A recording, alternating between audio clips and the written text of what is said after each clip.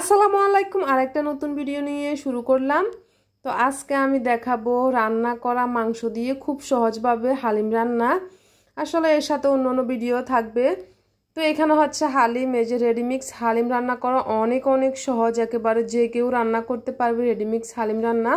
কিন্তু আজকে আমি আগের রান্না করা মাংস দিয়ে হচ্ছে রান্না করব। তো এখানে হালিমের প্যাকেটটা আমি খুললাম, এর সাথে হচ্ছে মশলা দিয়ে দে, আর কোনো বাড়তি মশলা লাগে না। এখানে হচ্ছে প্রথমে ফুটন্ত পানি গরম করে নিতে হবে একেবারে। তো গরম পানি একটা বাটির মধ্যে আমি নিয়ে নিয়েছি। এখানে হচ্ছে আমি এই যে হালিমগুলো হচ্ছে ভালোভাবে মিশিয়ে নিব গরম পানির মধ্যে। আর এটা হচ্ছে আমি 15 মিনিট, এখানে লেখা আছে, আপনারা চাইলে আধা ঘন্টা 20 মিনিট হচ্ছে ভিজিয়ে রাখতে হবে। এই যে দেখতেই পাচ্ছেন রান্না করা মুরগির মাংস, আলু।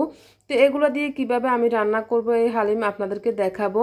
এখানে হচ্ছে মাংসগুলো আমি একটু ছোট ছোট করে জুড়ো জুড়ো নিয়েছি, সাথে কিছু আলুও দিয়ে দিয়েছি। তো এখানে হচ্ছে একটা ফ্রাই প্যান বসিয়ে দিয়েছি, এখানে তেল দিলাম পরিমাণ মতো, তারপর হচ্ছে কাঁচামরিচ, পেঁয়াজ, লবণ, মানে যা যা লাগে আর কি প্রথম অবস্থায় সেগুলো হচ্ছে আমি দিয়ে দিচ্ছি। এই যে প্যাকেটের মশলাগুলো দিয়ে দিয়েছি, আর কোনো বাড়তি মশলা লাগবে না যেহেতু আমার রান্না করা মাংস আছে। এখানে হচ্ছে আপনারা যদি রান্না করতে চান এই মশলার মধ্যে হচ্ছে মাংসগুলো রান্না করতে হবে আর কি। এখন আমার আগের রান্না করা মাংস আছে, এই জন্য আমার কিছুই লাগবে না। এখানে আমি হচ্ছে মশলাগুলো ভালোভাবে কষিয়ে নিয়েছি। এখন কষানোর পরে হচ্ছে আমি হালিমগুলো দিয়ে দিচ্ছি, যে ভিজিয়ে রাখা হালিম। আমার এখানে প্রায় 20 থেকে 30 মিনিট পর্যন্ত আমি ভিজিয়ে রাখলাম, তারপর হচ্ছে রান্না শুরু করলাম আর কি। দেখতেই পাচ্ছেন এখানে হালিমগুলো দিয়ে দেওয়ার পর আমি একটু পানি দিয়ে দিব পরিমাণ মতো, যাতে করে এটা রান্না করার মতো হয় আর কি। ওই পরিমাণে একটুখানি পানি দিয়ে দিব। আর এই যে মশলা মানে প্যাকেটের মধ্যে দিয়ে থাকে এই মশলাগুলো অতিরিক্ত একেবারে জাল, কি বলবো, আসলে বাচ্চারা কিন্তু খেতে অনেক কষ্ট হয়ে যায়, ওরা খেতে পারে না।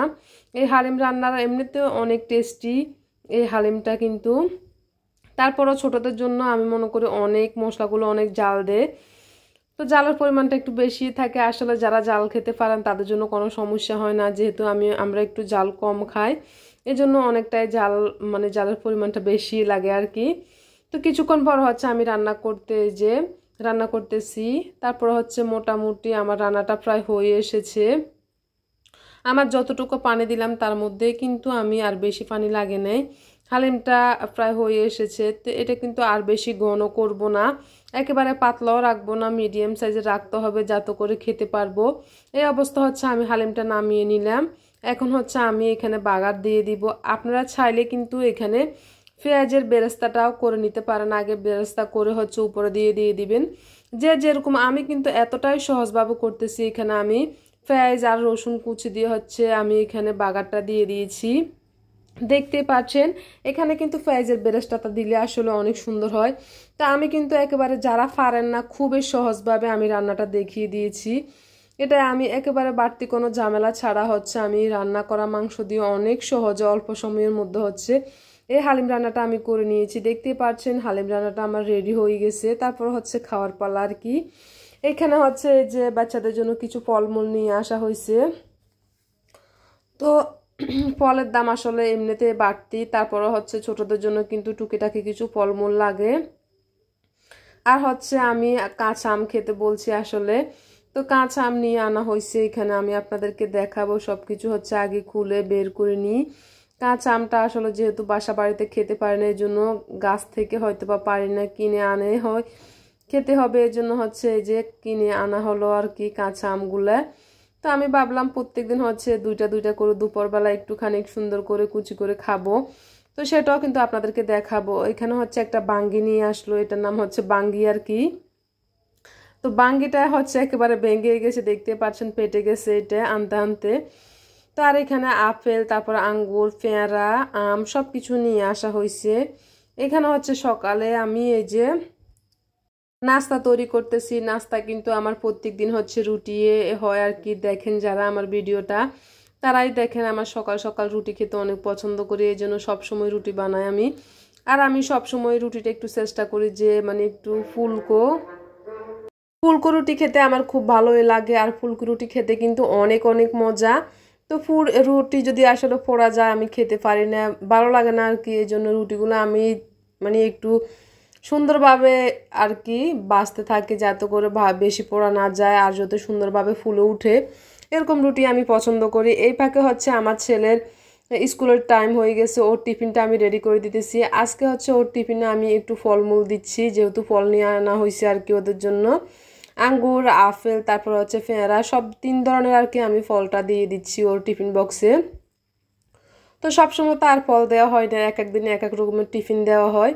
তো আজকে যেহেতু ফল ছিল এই জন্য আমি সব রকমের ফলটা দিয়ে দিয়েছি ওকে সুন্দরভাবে।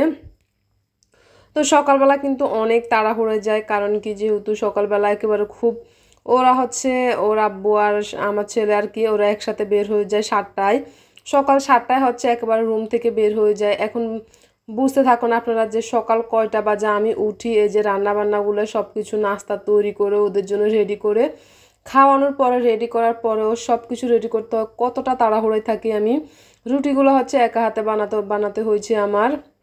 এখন এখানে যে নাস্তাগুলো রেডি করতেছি, ও টিফিন রেডি করে আমি ব্যাগের ভিতর হচ্ছে ঢুকিয়ে দিলাম। এখন নাস্তাগুলো হচ্ছে রেডি করে তারপর হচ্ছে আমরা খেয়ে নিব আর কি সবাই মিলি। তো হচ্ছে ছেলেকে স্কুলে পাঠিয়ে দিব।